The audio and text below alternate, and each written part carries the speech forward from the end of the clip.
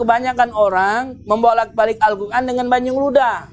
Ini dikatakan dalam kitab Fathul Alam, hukumnya haram membalik Al-Quran dengan banyu ludah. Ini tidak kati adab.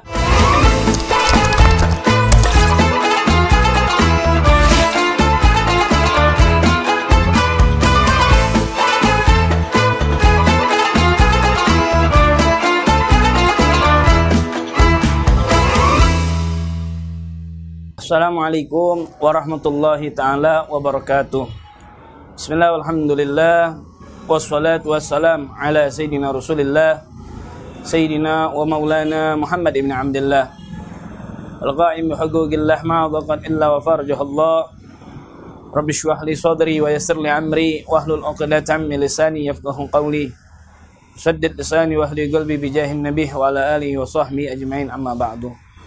Ma'asyiral hadirin, hadirat rahimani wa rahimakumullah. Bertemu kembali di dalam acara Cukoh Cawisan Nunggu Bukoh di hari yang ke-7 di tempat Pempek Pelamboyan Asgaf. Ikhwani dirahmati oleh Allah Subhanahu wa taala, alhamdulillah, bersyukur kita kepada Allah Subhanahu wa taala atas segala nikmat yang Allah berikan kepada kita. Kita diizinkan oleh Allah Subhanahu wa taala bisa memasuki bulan Ramadan. Mudah-mudahan kita selalu sehat walafiat, dimudahkan dalam menjalankan ibadah puasa Ramadan. Salawat dan seiring salam junjung tinggi kepada baginda Nabi Muhammad sallallahu alaihi wasallam, keluarga, sahabat dan pengikutnya hingga akhir zaman. Masyaallah hadirin, hadirat rahimani wa rahimakumullah. Rasulullah sallallahu alaihi wasallam bersabda, "Ala inna Rajab syahrullah wa Sya'ban syahri wa Ramadana syahru ummati." Ketahuilah sesungguhnya Rajab bulannya Allah Subhanahu wa taala dan Sya'ban bulanku, yaitu bulan baginda Nabi Muhammad sallallahu alaihi wasallam. Ramadan adalah bulan umatku, yaitu bulan umat baginda Nabi Muhammad sallallahu alaihi wasallam. Dan kita insyaallah mudah-mudahan umat baginda Nabi Muhammad sallallahu alaihi wasallam. Maka dari itu ikhwan, Ramadan adalah bulan kita. Maka anggaplah Ramadan seperti kita punya rumah. Sebagaimana kita punya rumah, kita hiasi dengan perabotan rumah, kursi, TV dan lain-lain. Begitu juga di bulan Ramadan, kita hiasilah dengan tilawatul Quran, membaca Al-Quran, salawat, zikir-zikir yang dianjurkan oleh baginda Nabi Muhammad sallallahu alaihi wasallam, dan diisi dengan sholatul tarawih di malam harinya dan sholatul witir. Dan begitu juga ma'asyiral hadirin, hadirat rahimani wa rahimakumullah, perhatikan juga masalah dalam sholat berjamaah. Karena sholat berjamaah ini paling penting bagi kita. Karena dikatakan sholatul jamaah tafdhalu min sholatil fadhi bi 27 darajah. Sholat berjamaah itu lebih afdal ketimbang sholat sendirian 27, pahalanya 27 derajat, dengan berjamaah yang tidak berjamaah hanya mendapatkan 1 derajat. Ma'asyiral hadirin, hadirat rahimani wa rahimakumullah, jangan hanya bersemangat ketika melaksanakan sholat berjamaah di tarawihnya saja dan di witirnya saja, atau di sholat isya'nya dalam keadaan berjamaah, atau subuh di pagi hari dalam keadaan berjamaah. Namun perhatikan juga sholat berjamaah di waktu zuhur, di waktu asar. Ada satu cerita bahwasannya ada seorang yang soleh yang selalu melaksanakan sholat 5 waktunya dalam keadaan berjamaah.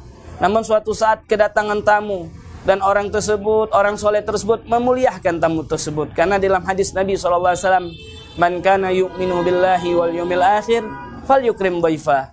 Tanda orang yang beriman dengan Allah dan hari akhir, hari kiamat, yaitu memuliakan daripada tamu. Maka dari tadi orang soleh tersebut memuliakan daripada tamu tersebut, sehingga habislah waktu untuk sholat berjamaah di masjid atau di musola, sehingga tamu itu pulang. Ini orang soleh kembali menuju ke masjid mencari daripada orang untuk menemani sholat berjamaah. Namun tidak ada yang bisa membantu orang soleh tersebut untuk melakukan sholat berjamaah. Sehingga orang soleh tersebut mengulang sholatnya 27 kali supaya mendapatkan pahala 27 derajat. Sehingga suatu malam dia mimpi melihat rombongannya mengendarai kuda dengan cepat, dan orang soleh tadi mengambil kudanya untuk mengejar, namun tidak sampai-sampai mengejar daripada rombongan tersebut. Sehingga orang soleh tersebut ditanya oleh sahabatnya, "Apakah engkau ikut sholat berjamaah?" maka aku tidak ikut sholat berjamaah karena pada saat itu aku ada tamu. Sehingga kata rombongan tersebut, engkau tidak bisa mengejar kami karena kami adalah orang-orang yang melakukan sholat fardu dalam keadaan berjamaah. Dan engkau tidak melaksanakan daripada sholat dalam keadaan berjamaah. Maka dari itu hadirin, hadirat yang dirahmati oleh Allah Subhanahu wa Ta'ala, maka dari itu perhatikanlah sholat wajib kita.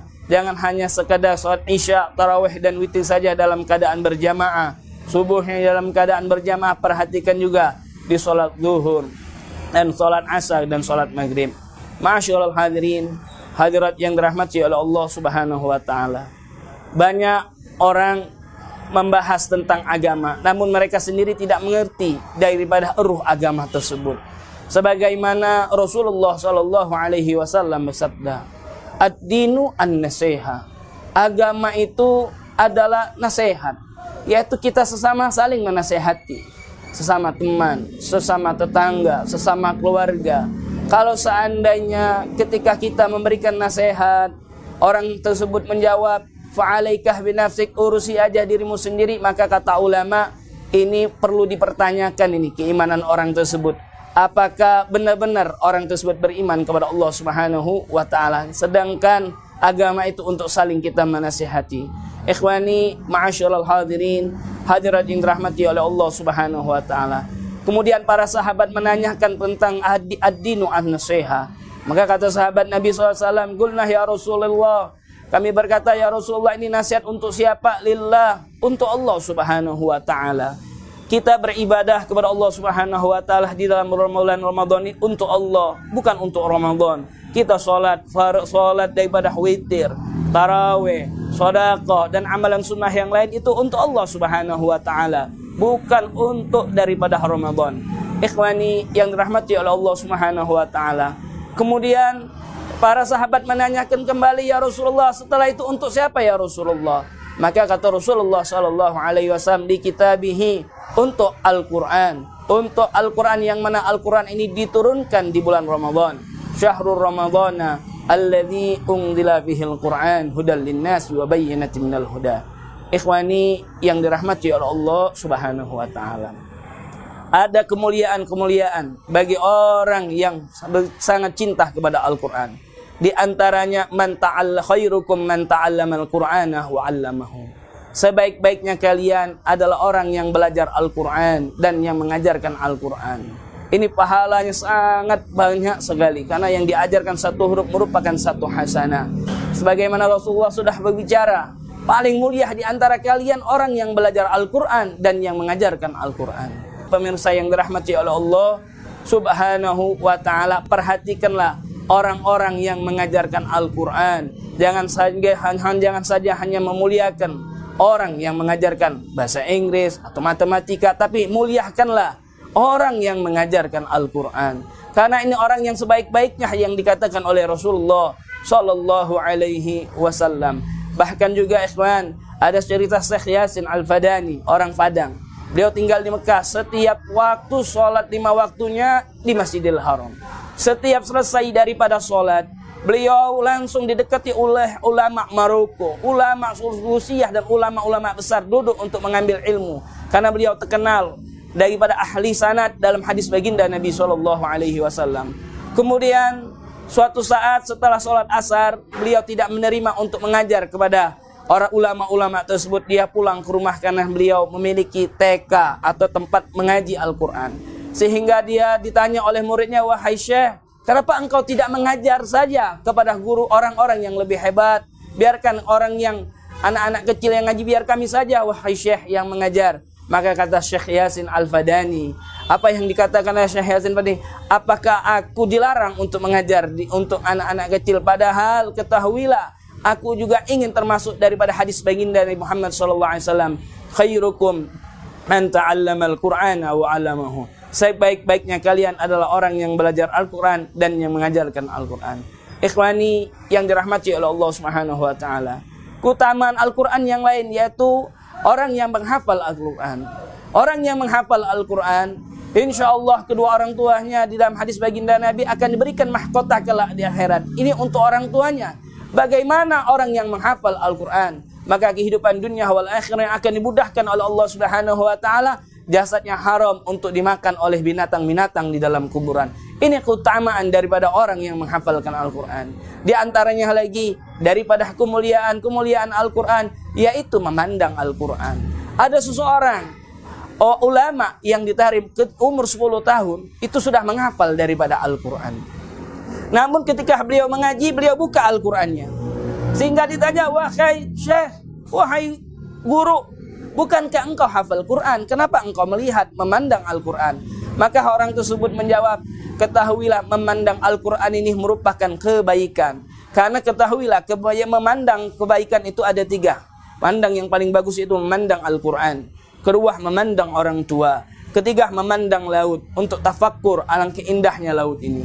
Kemudian ikhwani yang dirahmati oleh Allah Subhanahu wa taala, di antaranya lagi kemuliaan Al-Qur'an, yaitu jadi tidak yamassuhu illal mutahharun, tidak boleh kita memegang Al-Qur'an kecuali dalam keadaan suci. Maka dari itu Al-Qur'an suatu yang sangat mulia yang mana diturunkan di bulan Ramadan ini, maka gunakanlah sebaik-baiknya waktu kita dalam membaca Al-Quran. Tekuni kita Al-Quran. Kita harus ada target di dalam bulan Ramadan ini, khatmul Quran. Ketahuilah ikhwan, yang perlu kita perhatikan juga di dalam adab Al-Quran. Kita jangan sampai Al-Quran kita ini berdebu. Jangan sampai kita Al-Quran ini berdebu. Dan begitu juga perlu diperhatikan kalau seandainya kalau ada orang memberikan Al-Quran dalam keadaan berdiri, posisi kita dalam keadaan duduk, kita dianjurkan tegak karena Al-Quran lebih mulia daripada bendera. Kita saksikan kalau tanggal 17 Agustus teman.